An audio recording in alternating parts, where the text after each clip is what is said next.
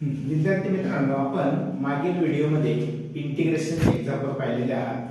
तर या व्हिडिओमध्ये आपण इंटिग्रेशनचे 2 एक्झाम्पल पाहणार आहात. आता या एक्झाम्पलमध्ये फरक काय आहे ते सांगणार आहे.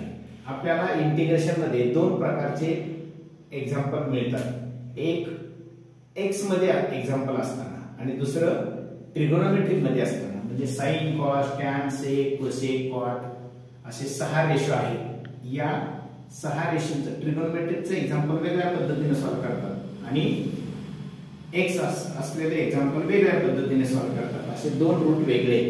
आता मी बोर्डवरती एक एक्झाम्पल लिहिले पाहिजे. Integration sine square x, sine square x. तर मित्रांनो, आपल्याला अगोदर हा कन्सेप्ट माहित पाहिजे. मी लिहिले इथं नोट डाऊन केले पहा, नो इंटिग्रेशन. याचा अर्थ जर साइन, कॉस, टॅन असे ट्रिगोनोमेट्रिक फंक्शन असतील तर, पॉवर असेल तर, मल्टिप्लाय असेल तर आणि न्यूमरेटर आपण डिनॉमिनेटर असेल तर इंटिग्रेट करता येत नाही. त्या एक्झाम्पलला, त्या फंक्शनला अगोदर सिम्प्लिफाय करावं लागतं.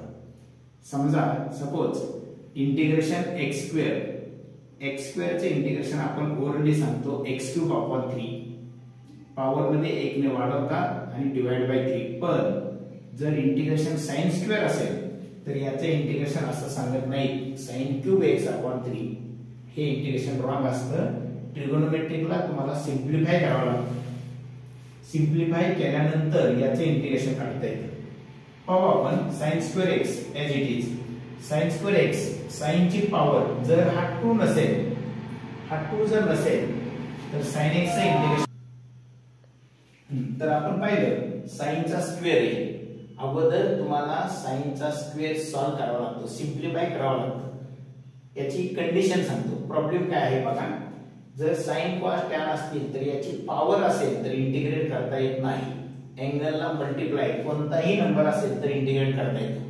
इथं जर मला sin2x असतं, sin2x तर -cos2x.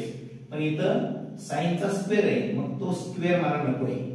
मग sin चा स्क्वेअर असेल तर तो फॉर्म्युला असा लिहिला, sin² थीटा किंवा sin² x is equal to हा असा लिहितात sin² इथे लिहितात 1/2.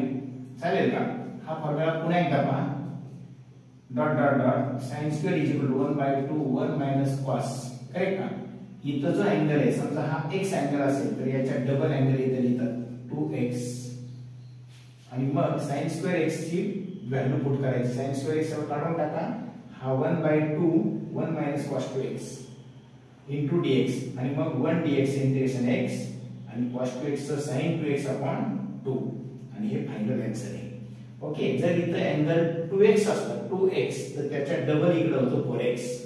आता सेकंड एक्झाम्पल, इव्हॅल्युएट 2 to 3 हे लिमिट आहे. वरच्या व्हॅल्यूला म्हणायचं अप्पर लिमिट, खालच्या व्हॅल्यूला म्हणायचं लोअर लिमिट. 1/2x + 11. मित्रांनो, बऱ्याच व्हिडिओमध्ये मी तुम्हाला सांगितलंय x ची पॉवर जर 2 असेल, x² असेल तर इन्व्हर्स फॉर्म्युला वापरा. इथं सिंगल x आहे, 1/2x + 11. मग 1 च्या शेजारचा नंबर कॉमन काढतात, 1/2 बाहेर आणि 1/2x + 11. म्हणजे काय केलं मी, खाली जो डिनॉमिनेटर आहे तो डिनॉमिनेटर घेतला, त्याचं डेरिव्हेटिव्ह काढलं 2. खालच्याचं डेरिव्हेटिव्ह जर वरती असेल, डिनॉमिनेटरचं डेरिव्हेटिव्ह न्यूमरेटरला असेल तर फॉर्म्युला लिहितात log of f of x. हा फॉर्म्युला इम्पॉर्टंट आहे. खालच्याचं डेरिव्हेटिव्ह वरती असेल तर log of f of x. मग याचा डेरिव्हेटिव्ह 2, मग 2 वरती नाही म्हणून 2 ऍडजस्ट केला, वरती 2 घेतला, हा परत दिला. घेतलेला 2 लिहितात आणि दिलेला 1/2 लिहितात आणि मग सक्सेस झालो मी. खालच्याचं डेरिव्हेटिव्ह वरती आणि आन्सर येतं log of 2x + 11 2 to 3. हे खालची लिमिट खाली, अप्पर लिमिट वरती आणि मग x च्या जागेवरती 3 ठेवा.